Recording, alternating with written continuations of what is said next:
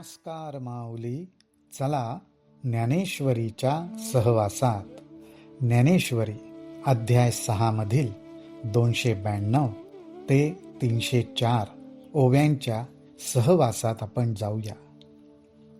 योग मार्ग अत्यंत गहन, अत्यंत गूढ आणि अनेक अनुभवांनी समृद्ध असलेला मार्ग.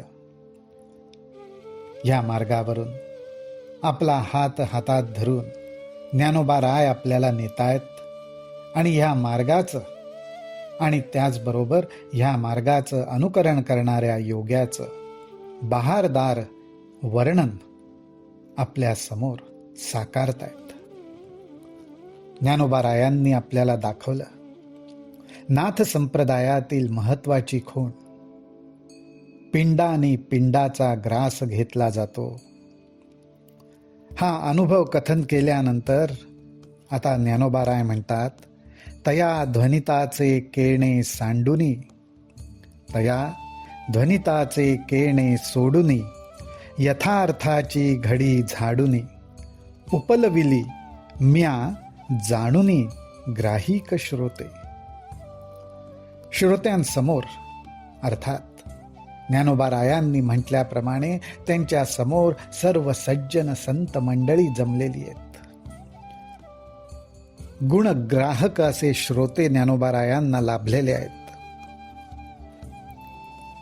त्यांना ज्ञानोबा राय म्हणतायत, तया ध्वनिताचे केणे सोडुनी, यथार्थाची घडी झाडुनी, उपलविली म्या जाणुनी ग्राहिक श्रोते. अहो श्रोतेजन, तुमच्यासारखं मला गिऱ्हाईक मिळालंय आणि त्या गिऱ्हाईकासमोर अशी ही उल्लेखनीय नाथ संप्रदायातील घडी, म्हणजे जणू काही ह्या ज्ञानाची जी घडी घातलेली होती ती ज्ञानाची घडी ज्ञानोबा रायांनी संपूर्णपणे उलगडून दाखवली आहे. ज्ञानोबा रायच अशा उपमा देऊ शकतात. ऐके शक्तीचे तेज जेव्हा लोपे, तेथ देहींचे रूप हारपे, मग तो डोळ्यांची माझी लपे जगाची या. तो म्हणजे परत ज्ञानोबा रायांनी योग्याकडे दृष्टी वळवली आहे आणि ते म्हणतात, जेव्हा या कुंडलिनी मातेचं तेज लोपत आणि ते लोपल्यामुळे देहींचे रूप हारपे. अहो तेजाच्या साह्याने तर आपण बघू शकतो, पण आता बघण्यासारखं काहीच राहिलं नाही. अर्थात जो देह आकार आहे, देह बुद्धी आहे, ती आता लीन पावली आहे. देह बुद्धीचा संपूर्ण लय झालेला आहे. तेथ देहींचे रूप हारपे, मग तो डोळ्यांची माझी लपे जगाची या. मग जगाच्या डोळ्यांनी जे बघितलं जातं तो फक्त देहाचा आकार, देहाचं रूप बघितलं जातं.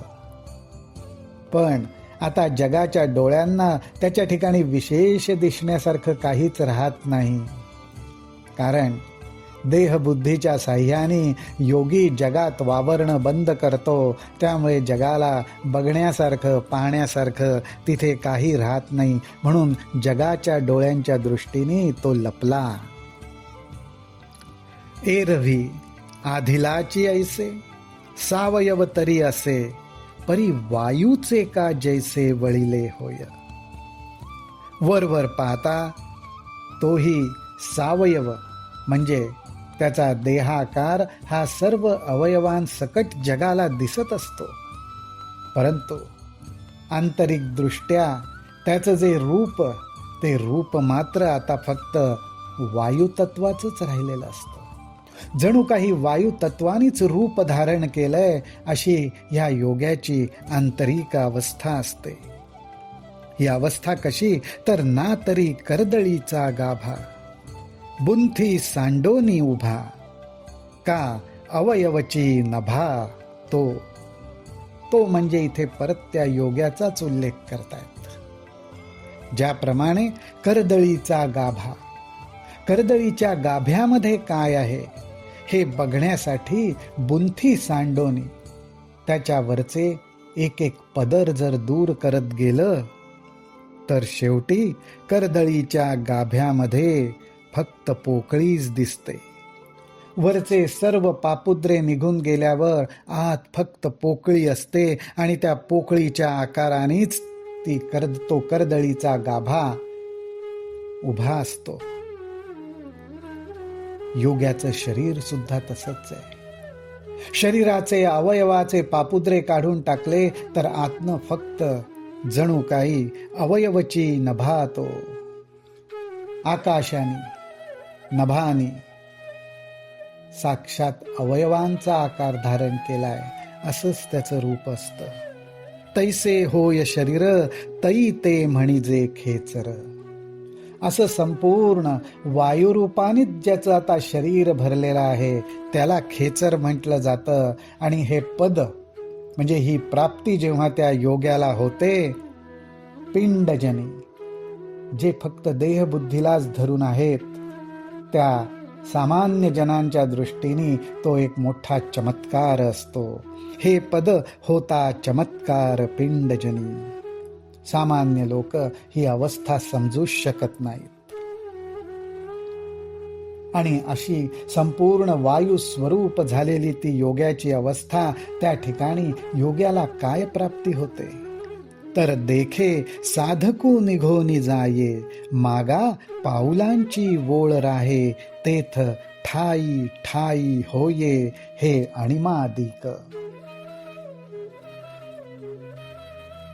साधक योगाभ्यास करत पुढे पुढे पुढे जातो, निघून जातो, परंतु त्याच्या पावला गणिक, त्याच्या साधनेचंच फळ म्हणून त्याच्या पावला गणिक अष्टमहासिद्धी प्रगट होतात.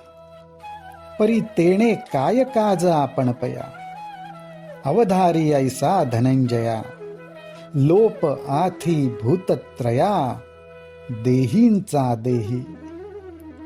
धनंजयाला श्रीकृष्ण म्हणतायत, श्रीकृष्णा धनंजयाला असं सांगतायत की अर्जुना तू लक्ष दे, आपल्याला ह्या अष्टमहासिद्धींचं काय करायचंय. लोपाथी भूतत्रया देहींचा देही. अरे त्या योग्याच्या देहाच्या ठिकाणीच भूतत्रय म्हणजेच 3 भूत, पृथ्वी, आप आणि तेज यांचा लय झालेला आहे. यांचा लय झालेला असल्यामुळेच आता ह्या सिद्धींची त्या योग्याला काहीच आवश्यकता राहत नाही. ह्या सिद्धींची आवश्यकता कुठपर्यंत, जोपर्यंत ह्या 3 भूतांचा लय झाला नाही. पण ह्या 3 भूतांनंतर काय राहतं तर फक्त वायुतत्व, आकाश तत्व.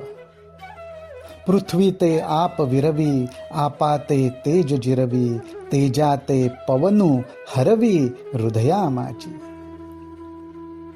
पाठी आपणे कलाउरे, परी शरीराचे नि अनुकारे, मग तोही निगे अंतरे गगना मिळे. ह्या योगावस्थेत घडणारी घटना ज्ञानोबा सांगतायत. ते म्हणतात पृथ्वी तत्वाला जल तत्व विरघळून टाकतं.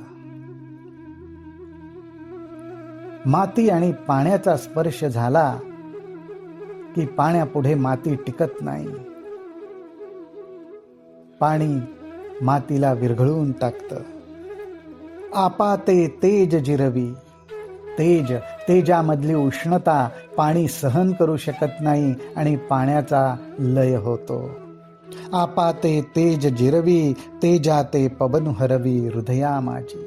आणि हृदय आकाशामधला जो पवन आहे, जो वायुतत्व आहे, जे वायुतत्व आहे ते तेजाचा लोप करून टाकतं. आणि मग पाठीमागे फक्त एकटं वायुतत्व त्या शरीराचा आकार धारण करून राहतं. पाठी आपणे कलावरे. आणि मग ते वायुतत्वही आकाशामध्ये समरस होण्याच्या दिशेने वाटचाल करतं. मग तोही म्हणजे वायुतत्व, मग तोही निगे अंतरे गगना मिळे. ते वेळी हे वायुतत्व जेव्हा आकाशाला मिळायला निघतं ते वेळी कुंडलिनी हे भाष जाये, मग मारुत ऐसे नाम होये. त्यावेळी कुंडलिनी शक्तीचं नाम, ज्या शक्तीला कुंडलिनी म्हटलेलं आहे तिचं स्वरूप मावळून जातं आणि मग जे स्वरूप मागे राहतं त्याला मारुत म्हणतात. मग मारुत ऐसे नाम होये. पण त्या मारुतमध्ये सुद्धा शक्ती तत्व आहे आणि ते शक्ती तत्व राहतं कुठपर्यंत? परी शक्ती पण ते आहे जवन मिळे शिवी. ते शक्ती पण तोपर्यंतच आहे जोपर्यंत ती शिवतत्वामध्ये विलीन होत नाही. मग जालंधर सांडी ककारांत फोडी, गगनाची पहाडी पैठी होय. अशी ही शक्ती जालंधर बंधाचा त्याग करते. ककारांत फोडी सुषुम्ना नाडीला मागे सारते.